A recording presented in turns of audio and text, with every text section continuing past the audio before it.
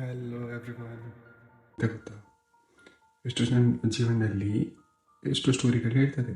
ಕೆಲವರು ಅದನ್ನು ಶೇರ್ ಮಾಡ್ತಾರೆ, ಕೆಲವರು ಅದನ್ನು ಶೇರ್ ಮಾಡ್ತಿಲ್ಲ.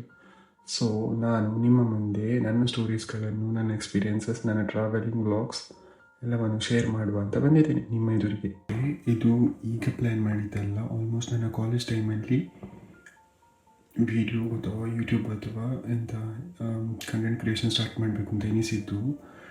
ಎಂತಾಯಿತು ಅಂತ ಹೇಳಿದರೆ, ಆಗ ನನ್ನ ಹತ್ರ ಈ ಫೋನ್ ಇರಲಿಲ್ಲ.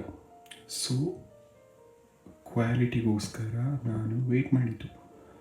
ಆಗ ನಾವು ಪ್ಲ್ಯಾನ್ ಮಾಡ್ತಿದ್ದ ಟೈಮಲ್ಲಿ ಟೈಪೋಗ್ರಫಿಕ್ ರೀಲ್ಸ್ ಎಲ್ಲ ಬರಲಿಕ್ಕೆ ಸ್ಟಾರ್ಟ್ ಆಗಿತ್ತು. ಆಗ ನನಗೆ ಅದು ತುಂಬ ಇಂಟ್ರೆಸ್ಟಿಂಗ್ ಅಂತ ಅನಿಸಿತು. ಮಾಡಬೇಕು ಅಂತ ತುಂಬ ಆಸೆ ಆಗಿತ್ತು, ಆದರೆ ಆಗಲಿಲ್ಲ. ಬೇದನಿಲ್ಲಿ ಅದು ಸ್ಟಾರ್ಟ್ ಮಾಡ್ತಿದ್ರೆ ನನಗೆ ತುಂಬ ಕಂಟೆಂಟ್ ಸಿಗ್ತಿತ್ತು. ಬಟ್ ಎಂತ ಅಂದರೆ, ಈಗ ಕಾಲೇಜೆಲ್ಲ ಮುಗಿದು ಆಲ್ಮೋಸ್ಟ್ ಮುಗಿದಿದೆ, ಇನ್ನು 10 ಡೇಸ್ ಅಷ್ಟೇ ಇರೋದು. ಸೊ ನೆಕ್ಸ್ಟ್ ನನ್ನ corporate life or career life start ಆಗ್ತದೆ.